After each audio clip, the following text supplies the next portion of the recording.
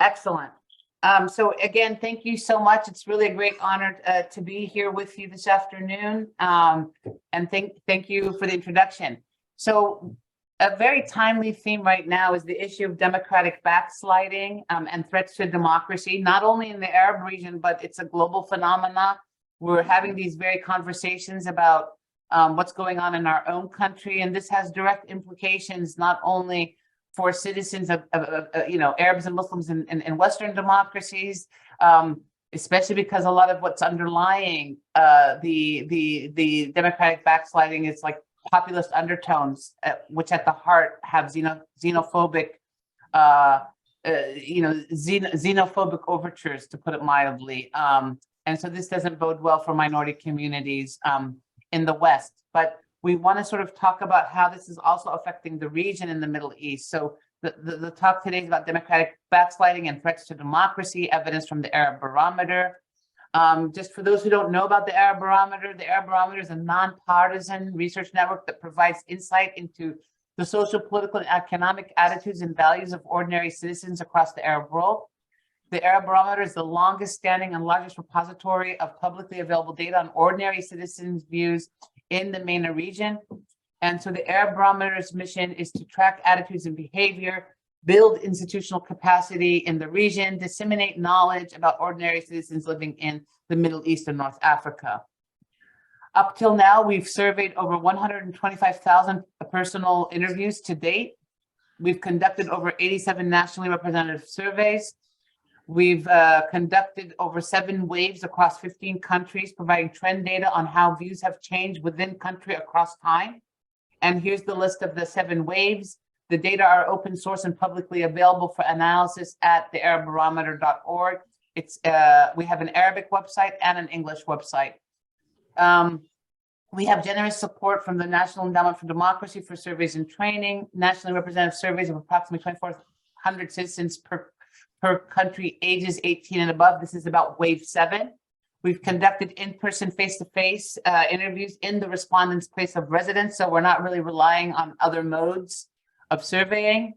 And we have a complex survey design stratified by governance and urbanity. We can talk more about that. This 7th wave was fielded from October 2021 to July 2022, and the response rates vary anywhere between 17% to 74%.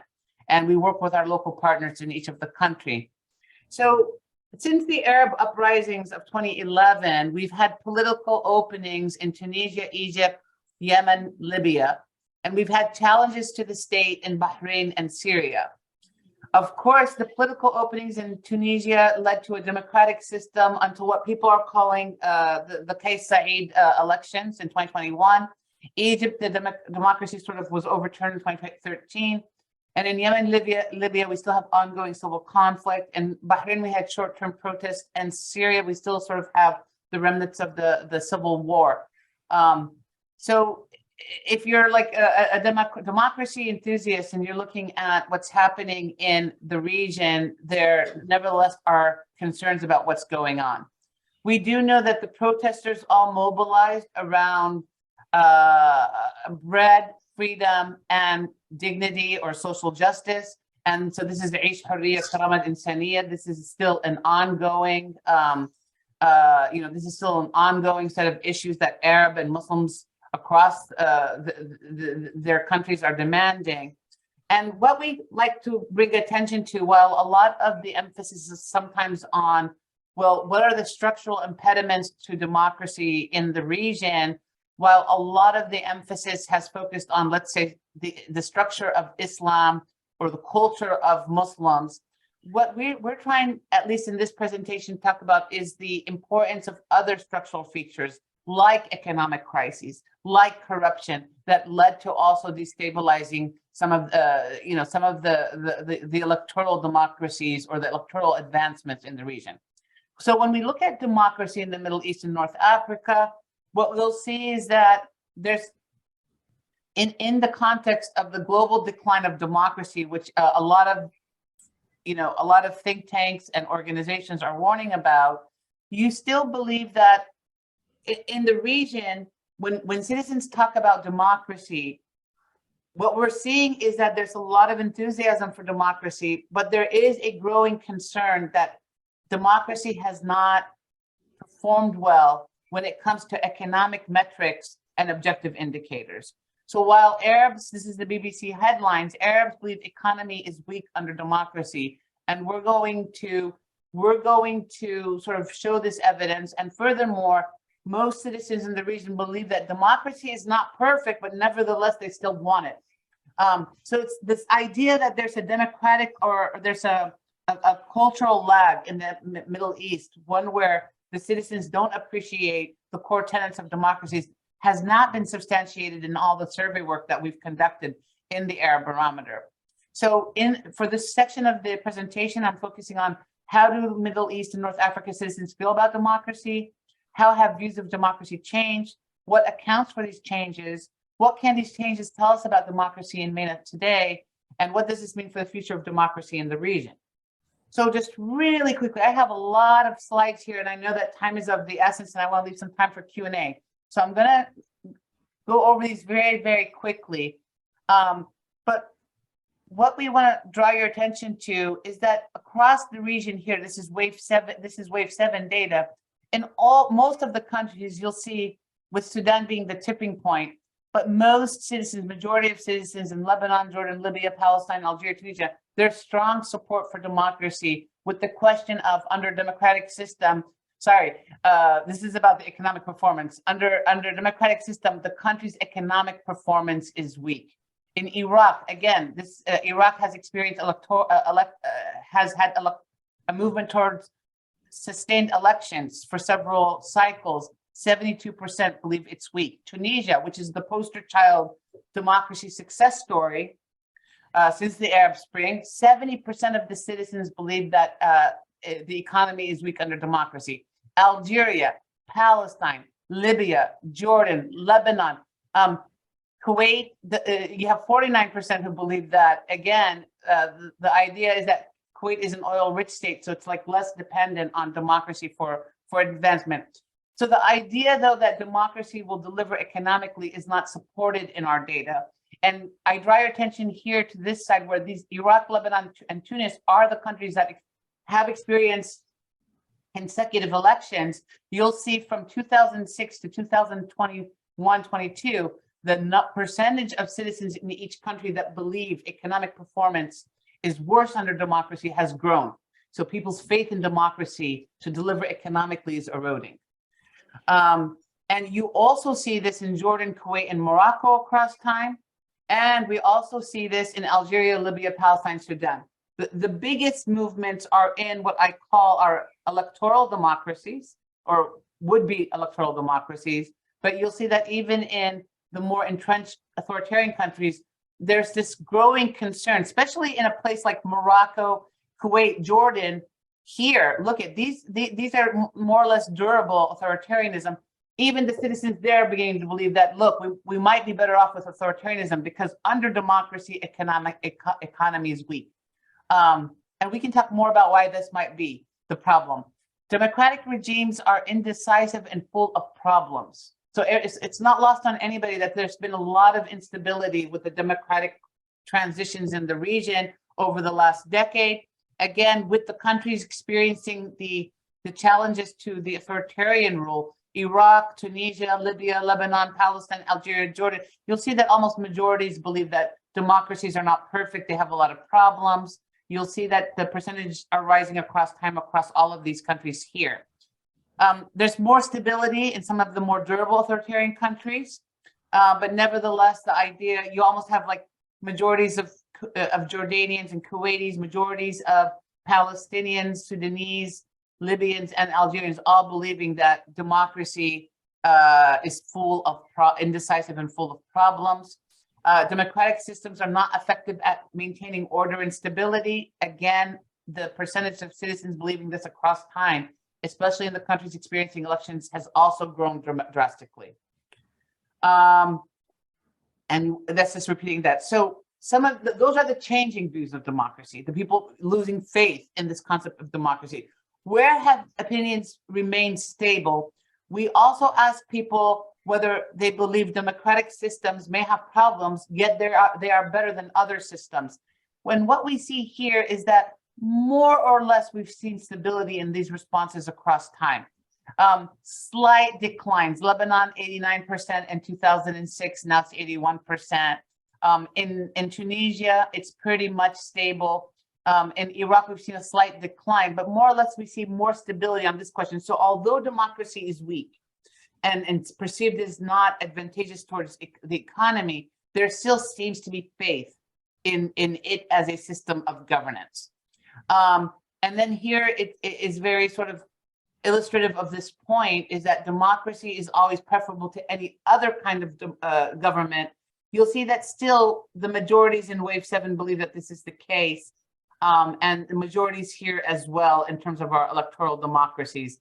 It's less so in some of the other countries where we've seen slight declines, but nevertheless, especially in Libya, where you've seen a huge decline, but nevertheless, in many countries, it's still a preferable system. So what accounts for this changes, for these changing views?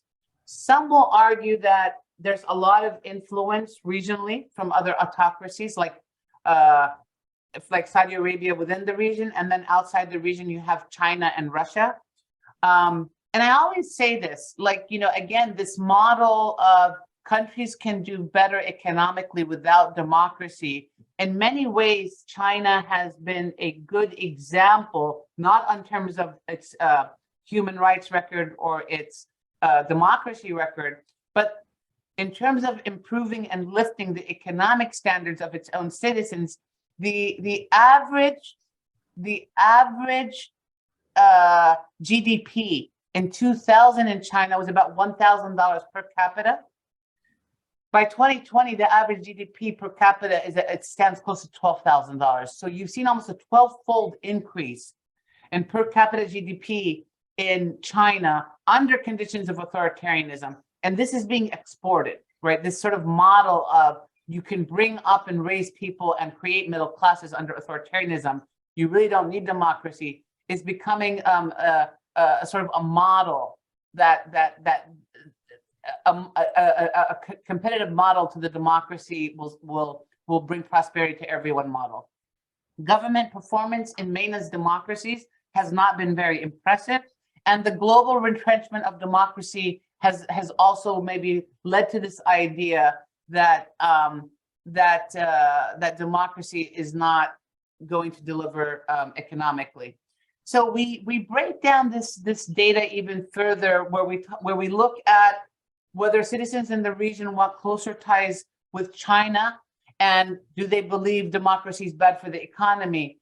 And by and large, what we find is that there's, in 2018, 2019, that correlation wasn't strong. So that if you wanted stronger relations with China, you still were less likely to believe that the economic performance of democracies was weak. But by 2021, 22, the correlations sort of have shifted. So take a country like Iraq. Now, if you want stronger relations with China, you also believe that you're more likely to believe that democracy is weak for the economy. Tunisia, a similar pattern. So this idea that you're seeing that less support for democracy is correlated with more support for China is emerging, and it's basically being mediated by this economic dimension. Similarly, with the issue of democracies being indecisive, and I'm going to go through these quickly so we can have some time for Q&A. But we're seeing that again, this idea that there's this eastward look towards China on the on their model, and then we see a similar trend with relations with Russia.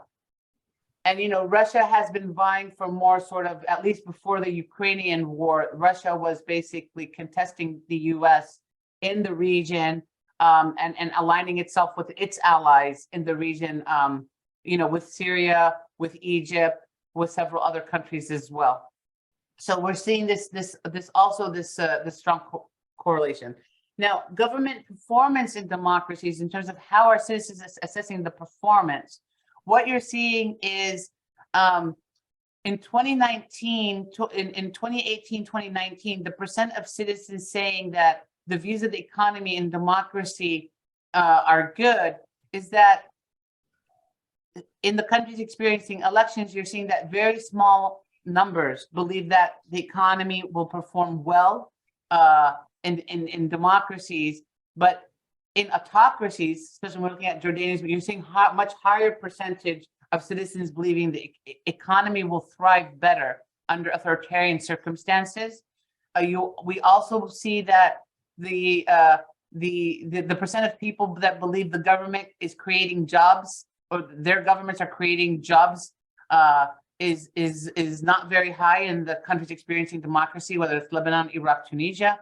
In the countries experiencing more authoritarianism, they have more faith in their governments to create jobs. And then when we look at government effectiveness, we see a similar story. The question here is, as long as the government can solve our country's economic problems, it does not matter what kind of government we have, meaning it could be a democracy or it can be an authoritarian ruler. What we're seeing is that across the region, citizens want the economy to be resolved first before, regardless of the political regime. So in Iraq, about 80% of people say this. Tunisia, 77%. Libya, 77%. Jordan, 76%. And we broke down the data. We looked at, okay, well, maybe it's only the poor people. Maybe it's the people who cannot cover their monthly expenses. Maybe the people who are struggling believe this. But when we broke down the data here between people who cannot cover their monthly expenses and people who can cover their monthly expenses, you don't see much separation. So by and large, citizens across the region want a leadership, regardless of who that leadership is, or what, the attributes of it, whether it's a democracy or authoritarian regime, as long as it can deliver economically. We see, again, a similar trend with these other questions. As long as the government can maintain order and stability in the country, it does not matter whether it's democratic or undemocratic. Most majorities across the region support this. This country needs and then we ask the more even like sort of getting at populist measures of leadership. We ask the question, do you agree with this statement?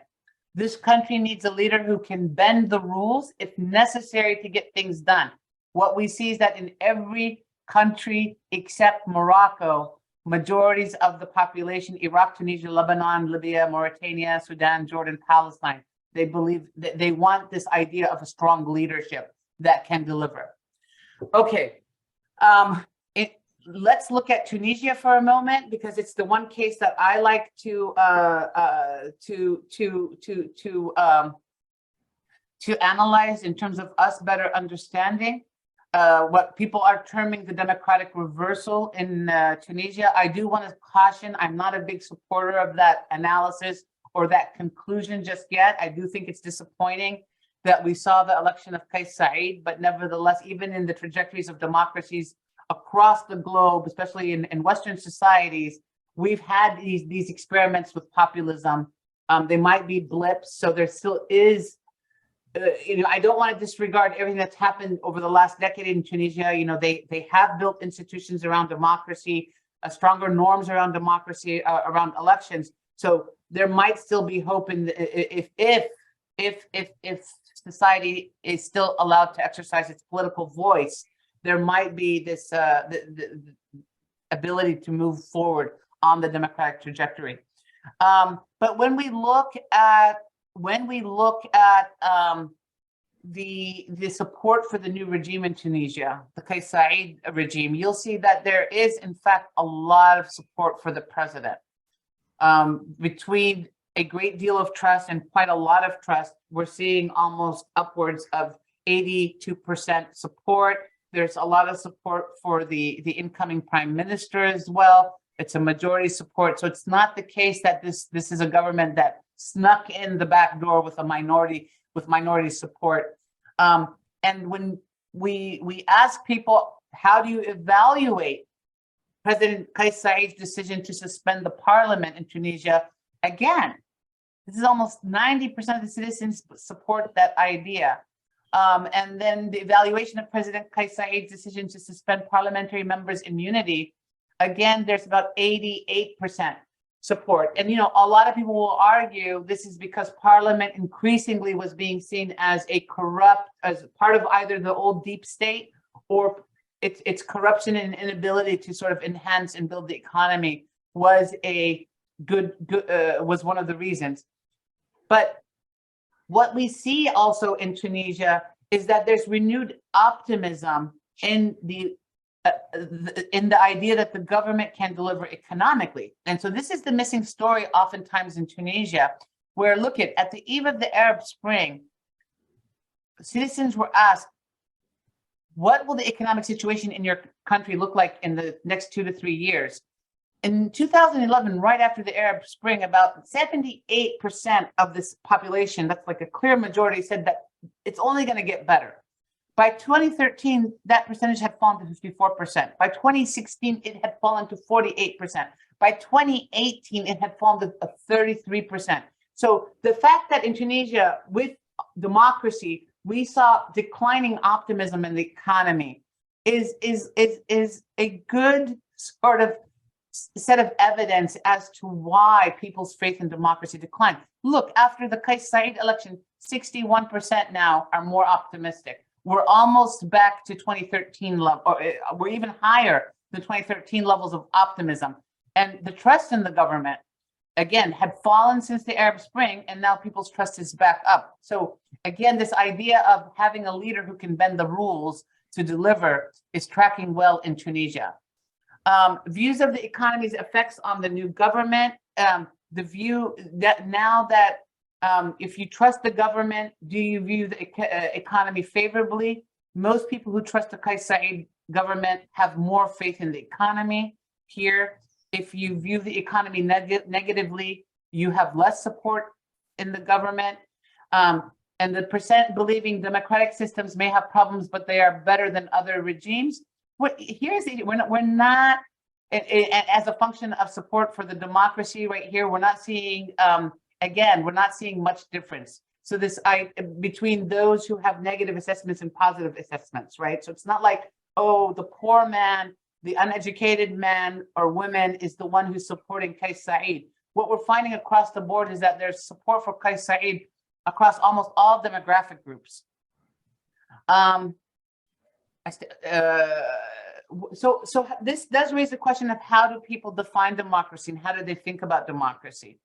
And what we have often said is that people are linking this idea of economic justice, of social justice, of bread, with their concept of democracy. So one of the when we ask citizens, we give them a list of attributes of democracy or democratic attributes, and we ask them to rank them.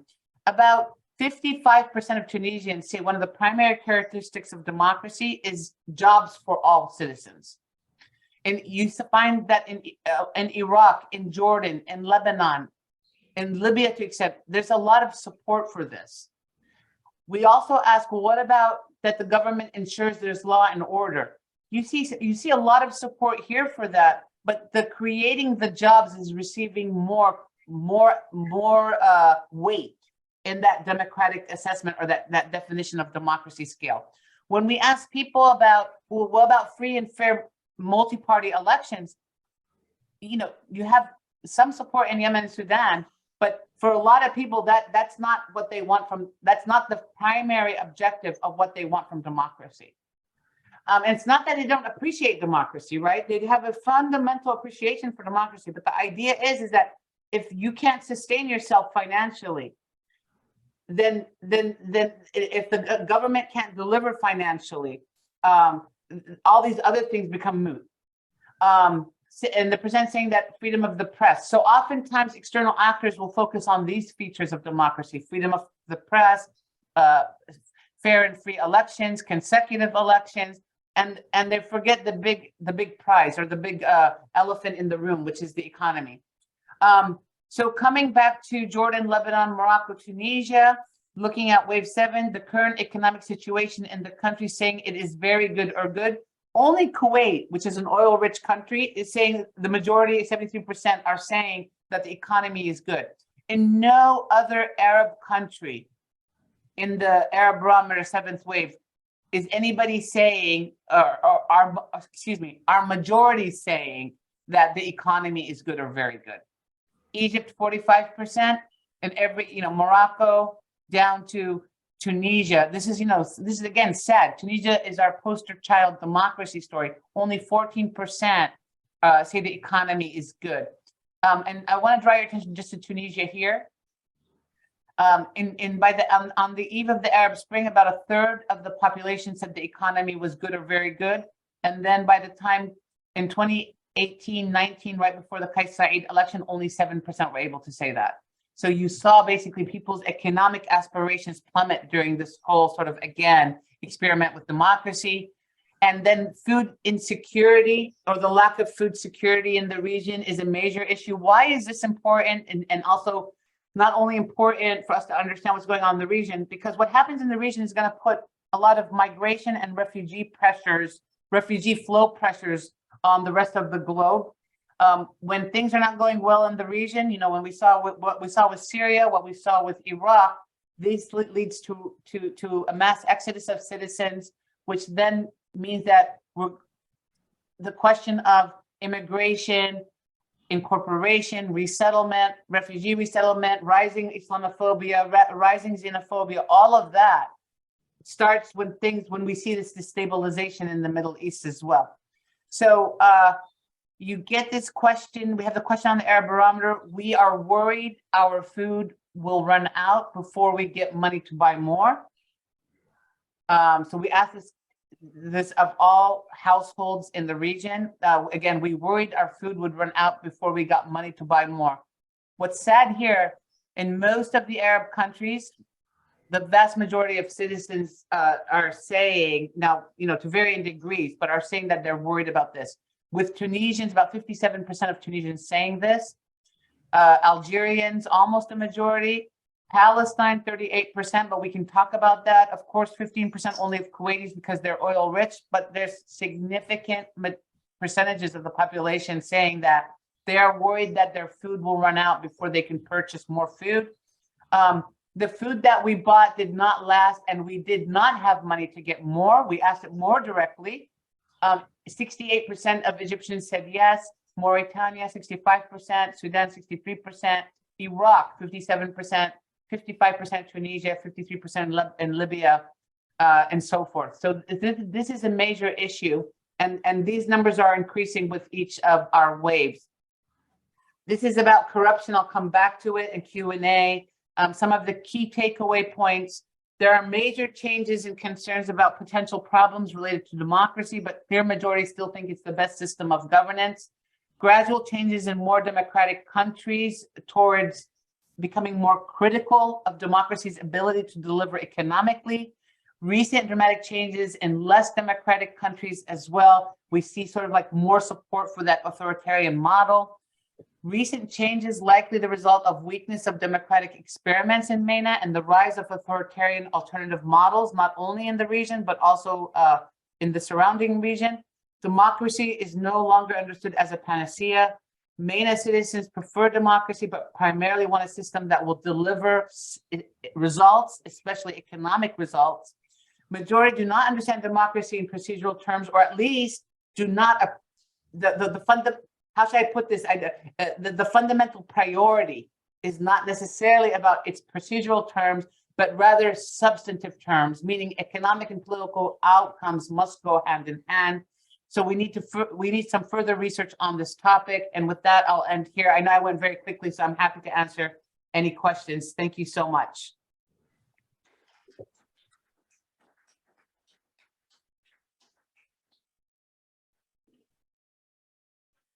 So I think we have some time for questions, and I think there are some in the Q&A. I'll open those. Amaney, you can see those questions in the Q&A on your screen as well? Yes. Okay. Maybe we'll go ahead and start with those, and then we have, I think, some questions in the room. Yeah, so should I take the questions in the chat on my own? Yeah, go ahead if you want to. Yeah, if you want to, I think there's. Or you can field them, whatever you feel is better. Sure. So we have a couple of questions. One is any thoughts on Pakistan's current situation? And then I guess also in Middle East, are any reflections on the influence of outsiders?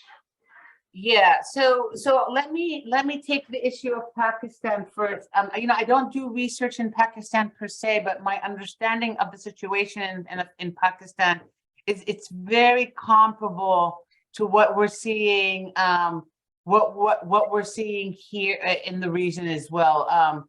You're seeing that there seems to be increasing support for some of the more authoritarian overtures right now in Pakistan. And again, a lot of it is tied to either, evaluations of corruption of the sort of like more democratic regime and or the lack of economic performance. So in many ways, I don't think Pakistan is going to be much different in terms of like that sort of authoritarian reversal there.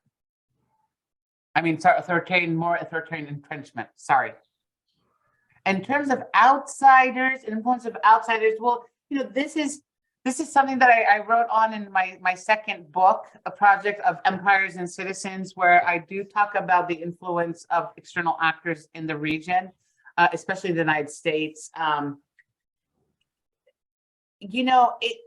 It's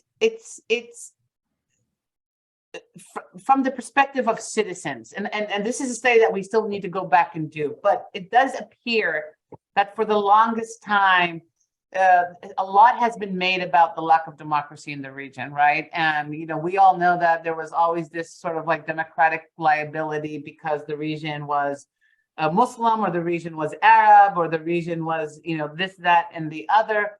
And lo and behold, you get these democratic experiments or movements towards democracy, and we don't see the type of support that should have come or accompanied. I mean, the amount of economic support Tunisia received from all external actors, especially the Western actors, is just like really quite dismal. And even when they were negotiating, like IMF protocols, those demands on Tunisia were very, very, very heavy. So in other words, it was not like there was a lot of effort to support Tunisia's democratic sort of consolidation economically. I mean, in the end of the day, external actors will prioritize order and stability over all else. We've seen this repeatedly in the region, and order and stability has come with authoritarian leadership. So, whether Egypt right now is more authoritarian than it was during the Arab Spring, whether some of the Gulf countries are more authoritarian, whether, the US alliances in the region, they still very much depend on this sort of authoritarian model. And unfortunately, democracy has brought also instability to the US in the region. So again, you have to start asking yourself, like, to what extent have even external actors become a little bit more skeptical of what democracy can deliver in the region? Thank you. And just one last, I think one comment was more of a comment of thanking you. And so we have, I guess, we have questions here in the room. All right.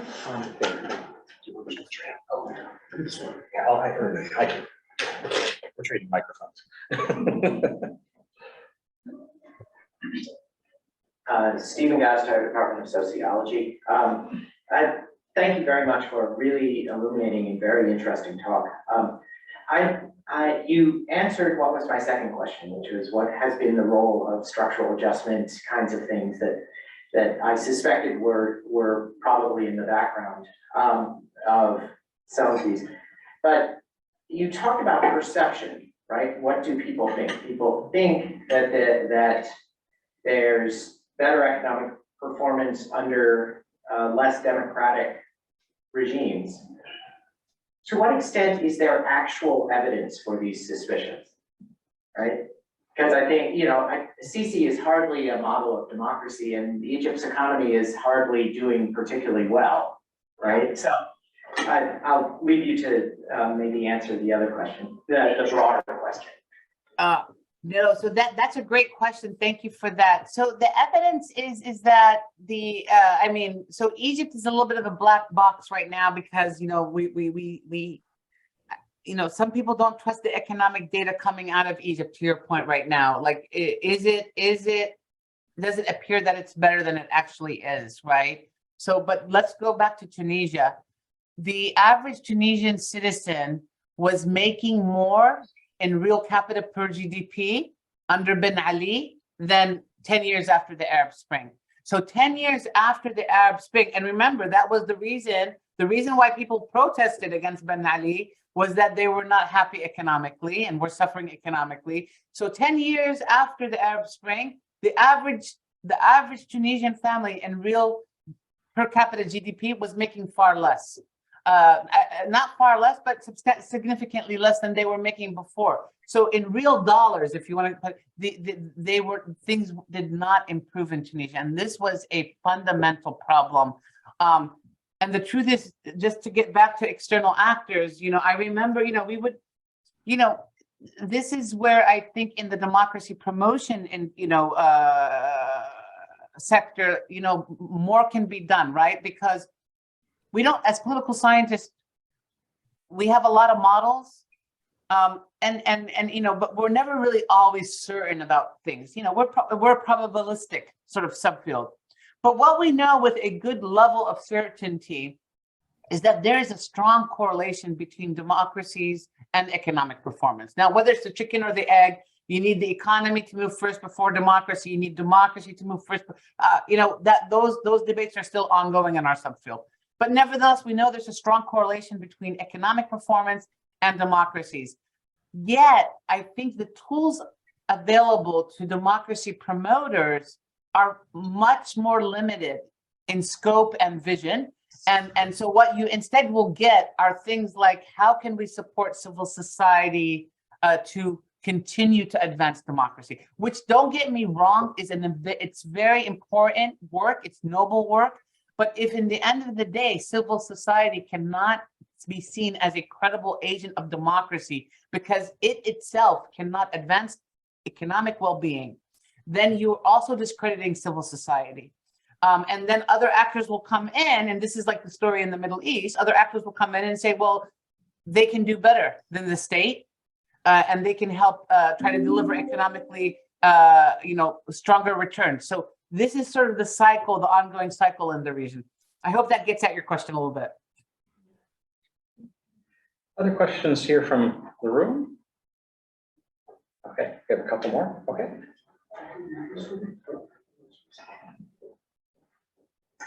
Hi, my name is Kieran Full. Can you hear me? Okay.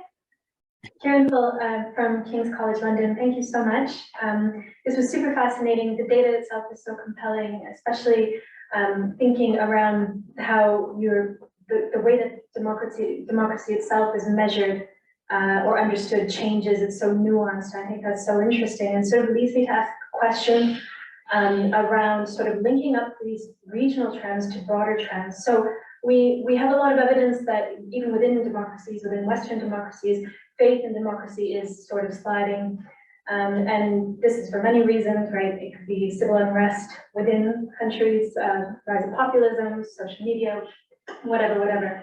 But I wonder then, to what extent can these sort of regional trends be isolated? So the region itself, can we isolate it from what we're seeing more broadly, globally, in this sort of kind of lackluster or increasingly lackluster sort of feeling towards democracy? Or if you flip that, then how are these trends that you pull out, how are they indicative of broader global trends that we see? Just sort of linking up what we see within the region to what's happening more globally, which I think the patterns emerge there too, and also tied to economy, failing economies. Right. So that's a really great question as well. Thank you. So there's two dimensions of what's happening globally that always sort of and this will link up better to the themes of the conference as well. But I do believe that we shouldn't be always studying things in a unidimensional sphere. So this question brings a conversation with what's going on globally and what's going on in the region and vice versa. So when I'm in the region and I'm talking to people and doing my own research, there's two things about where we are in our own democracy in the United States that citizens are engaging and listening to and wondering about, okay, well, this idea of democratic capital, or this, or who has the moral right, or who should have the moral compass to talk authoritatively about democracy and talk about exporting democracy.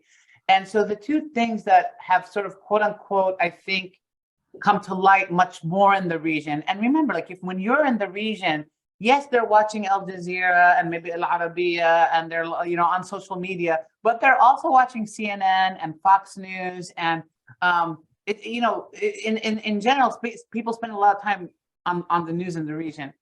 And when people, I think Donald Trump's election did not help the idea of here's something that's very virtuous for democracy, especially because Donald Trump was very xenophobic in his overtures against Islam and Muslims, right? And that it was documented repeatedly that there was a good segment of the Trump base, support base that was xenophobic. And so this idea that, look, under democracy, this hate and this Islamophobia and this, racism, discrimination against Latinos, against Muslims, against everything, this can sort of grow under democracy, right? Was unsettling to a lot of people even more, which is like basically who is the West to preach to the Middle East and to the Muslim world on how to democratize when this is sort of the examples they're bringing forth. January 6th did not help.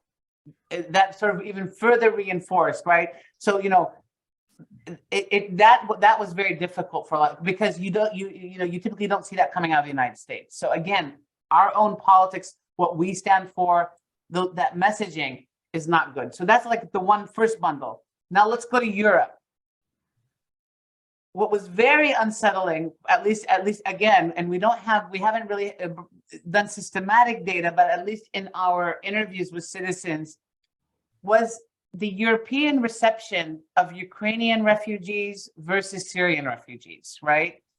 So I was talking to a human rights activist who happened to be second generation either Moroccan or Algerian, like she's second generation Arab from North Africa, who's lived in, I believe it was in Poland. That's one of the European countries that was absorbing Ukrainian refugees and was absorbing Syrian refugees. And she said when the Syrians were coming in, she was at the train stations welcoming the Syrian refugees, but there were a lot of Polish people protesting or European people protesting and saying, go home, we don't want you here, you Muslims, do this, do that. With the Ukrainian refugees, there was this outpouring of love and support and people bringing blankets and toys. Now, to be fair, this happened in, you did see a lot of segments in European society, right, go out and welcome the Syrian refugees and take, Germany took over 1 million refugees, but there was also the rise of the AfD that coincided with the Muslims coming into Europe. There was a lot of Islamophobia. There was a lot of how will this change the culture of Europe? Will Europe become less civilized? And furthermore, the way the media covered, Ukraine, and you guys can, Jon Stewart not Jon Stewart, what's his name? Shoot, one of the comedians has this great clip where sorry, was that? Trevor Noah, wasn't it? Yes, there you go, Trevor Noah, right? Where over and over it was, this is not happening in the Middle East. This war is not in the Middle East. This is not a bunch of uncivilized people bombing each other. This is in Europe. And so this was sort of infuriating for people who are watching this, because now you have democratic US and democratic Europe, both sort of failing democratically. And so, from the average citizen's perspective, democracy has not improved our economic well-being. There's so much hate in democracies to begin with. They don't respect human rights, or at least they act like they do, but they don't respect, You know, it's not a global phenomenon. Plus you get January 6th, plus you get this. So it does complicate things. It does complicate things, and it's not so so simple. I can go on and on about this topic, as you can tell. And so with the question on Ukraine in the chat, 100% that the wheat shortages, the food shortages are going to place massive pressures and migration pressures. Factor in global warming, right? Factor in that the Middle East is warmer each and every year. The data escapes me, but the Middle East, Iraq, Afghanistan, Pakistan, India, and I know they're not Middle Eastern countries, but you're going to have Muslim pressure from these countries to the West, right? Factor in the civil conflict, the climate pressures, the wheat pressures, the food pressures, all of this. And the truth is, I don't think the West is where it needs to be able to absorb additional refugees and immigrants. You know, this is the big question going forward. What does this mean then for Islamophobia, for xenophobia, for all of that moving forward? So that's why this conference is still very, very, is very, very important as it sets the stage. And hopefully we won't see those pressures. Hopefully we won't see catastrophes. I'm an optimist, but I've become a little bit more pessimistic, and I think it's just good to be having these conversations. Sorry, I went on that one. So I think we have we're about out of time, but we do have one more question here in the audience, or two more questions. All right. Hi, my name is Helen Murphy. I'm a PhD candidate at the University of St. Andrews.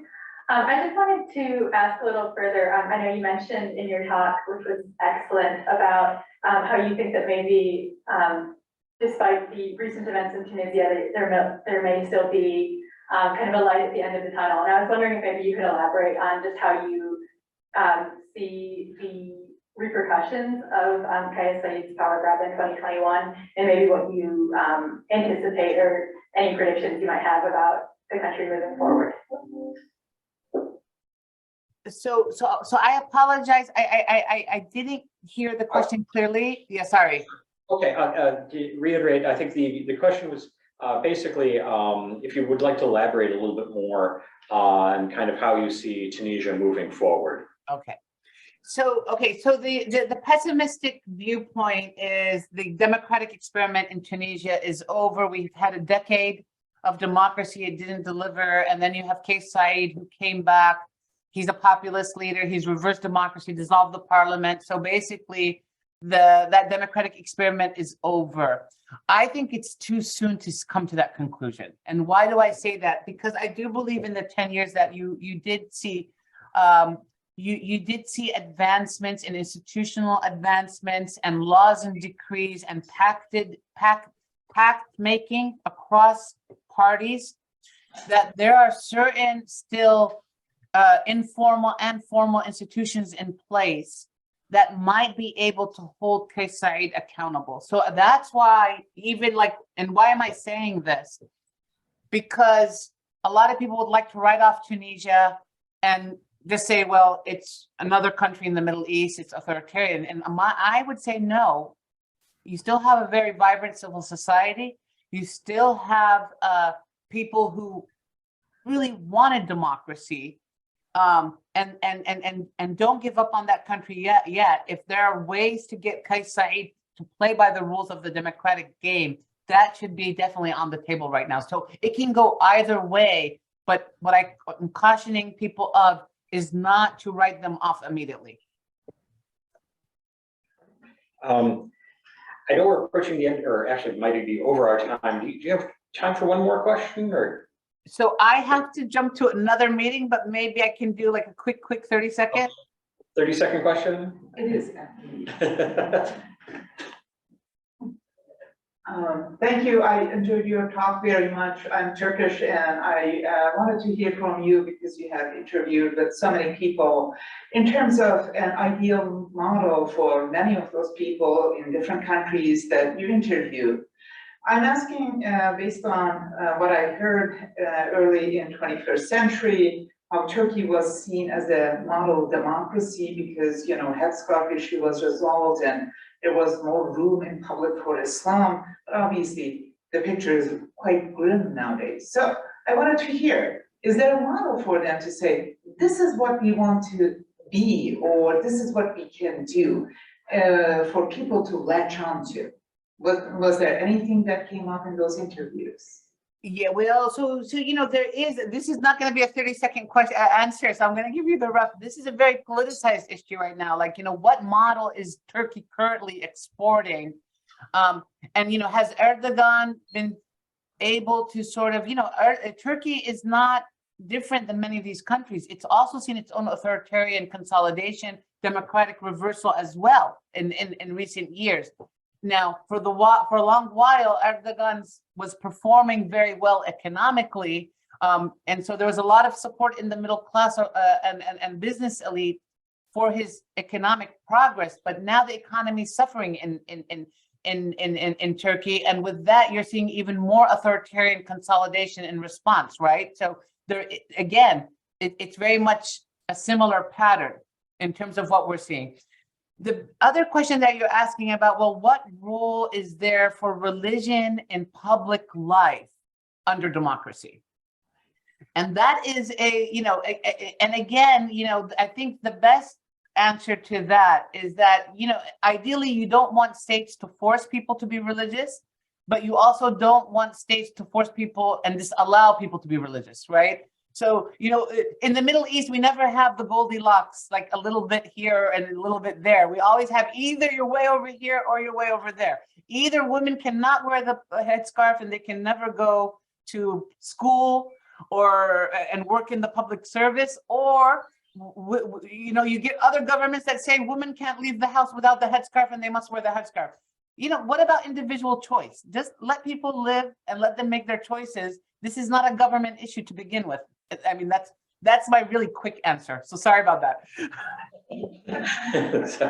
Well, we really appreciate that you were able to spend some time with us today. So I'd like to thank you, Dean Jamal, and we appreciate you talking to us about the Arab Barometer and some of the recent results. Yeah, and I'm only I can't stay longer. I love these discussions and conversations. I want to thank you, Muhammad, for this wonderful conference that you and your colleagues have put together. And thank you for moderating the session, introducing me as well. So I hope that we can stay in touch. Thank you.